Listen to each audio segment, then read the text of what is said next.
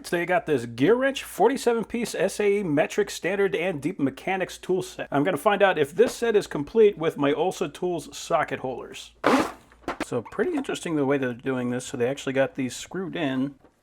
So that's kind of neat because what that means is that if we need to, or if we just want to, we can just use this tray as our socket holder. Let's take this whole thing, drop it right in the toolbox, and be done. Alright, so we are a little disorganized, but the tray is actually fairly heavy duty. I would not be upset with using this at all. It's not one of those flimsy little cases like you normally get. So this is a heavy duty piece of plastic. And if you look in there, you can see that the case is in fact labeled. So if you want to get, for example, a 12, you would know immediately that this is a 12. See, some of these sockets do have a knurled back. Not all of them, but some of them do, and I do like that because what that means is when I put this on something, I can just use my fingers to turn that on if it's not super tight. So that's nice. I really like that. I wish all sockets were like that, actually. So now let's see how complete we are. So I can see that we got 4, 5, and 5.5.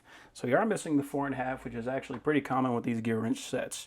However, this goes up to a 14, and we have a size 15. So we actually get one larger size socket than what these ULSA Tools sets can handle. So for our metric, we are looking pretty good. We got everything except for the 4.5. We even have the 5.5, which is kind of rare and uncommon. So we're looking real good there, and plus the fact that we got the 15 is excellent.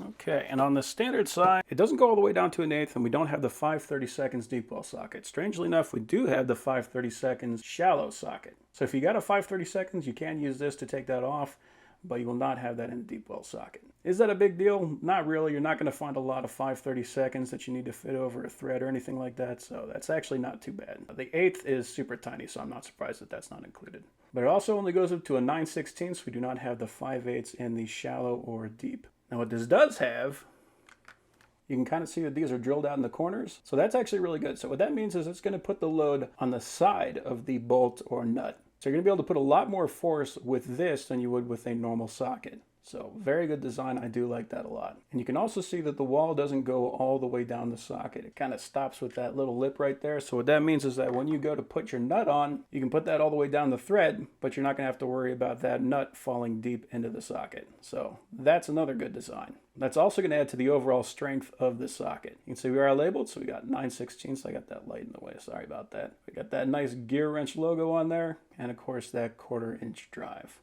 So these are super nice sockets, and if you get the ULSA Tools sets, not only is it going to hold them, but it's also just going to look pretty darn good. I love these GEARWRENCH sockets.